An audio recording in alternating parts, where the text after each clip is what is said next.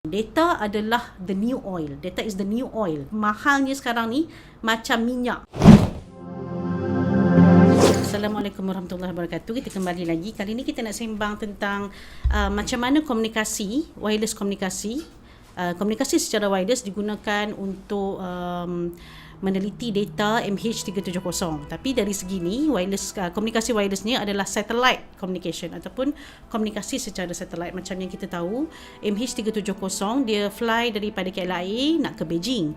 Tapi somehow something happen, sesuatu berlaku yang membuatkan secara analisanya dia berakhir di South Indian Ocean. Apa yang dilaksanakan adalah kerajaan Malaysia dengan bantuan daripada Australia dan juga UK telah menganalisa satu data satellite data log yang diperolehi daripada Inmarsat. So daripada data satellite data log itu, kita kenal pasti apakah data yang boleh kita cari dan derive supaya kita dapat track keadaan pesawat tersebut.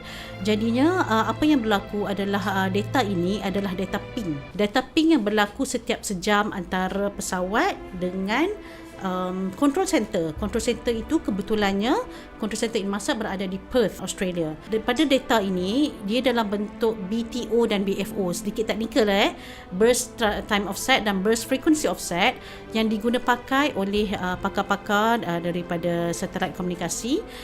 Kita tengok daripada BTO dan BFO ini, kita boleh plot tak kedudukan pesawat berkenaan sepanjang perjalanan itu. So ini adalah berdasarkan daripada estimation ataupun anggaran, sebab data yang kita perolehi tidaklah mencukupi sangat untuk kita buat konklusif derivation ataupun konklusif penyelidikan yang secara konklusif.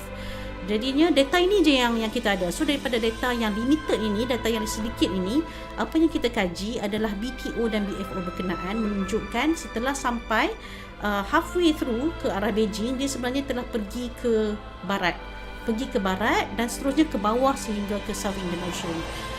Pesawat malang ini kita tidak tahu apa yang terjadi sehingga sekarang pun selepas 6 tahun kita tak tahu apa sebenarnya yang terjadi di dalam pesawat itu yang menyebabkan dia berakhir di South Indian Ocean. Kami menganalisa data berkenaan, data komunikasi satelit, dan kami cuba verify ataupun selidik lagi menggunakan cara yang lain.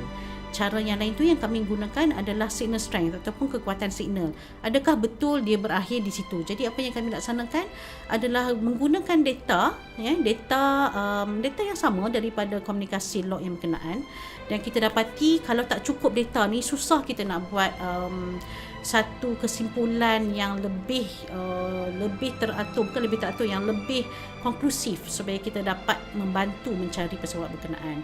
Jadinya misteri ini masih lagi misteri, dan kami sentiasa mengharapkan sekiranya ada sesiapa, ada pihak-pihak tertentu atau pihak-pihak berwajib atau pihak-pihak umum yang sanggup berkongsi data dengan kita untuk meneruskan lagi kajian ini. Data adalah the new oil. Data is the new oil. Orang kata data ni mahalnya sekarang ni macam minyak. Macam kalau dulu minyak tu paling mahal lah kan, minyak, emas. So sekarang ni data adalah benda yang paling penting di dunia dari segi penyelidikan.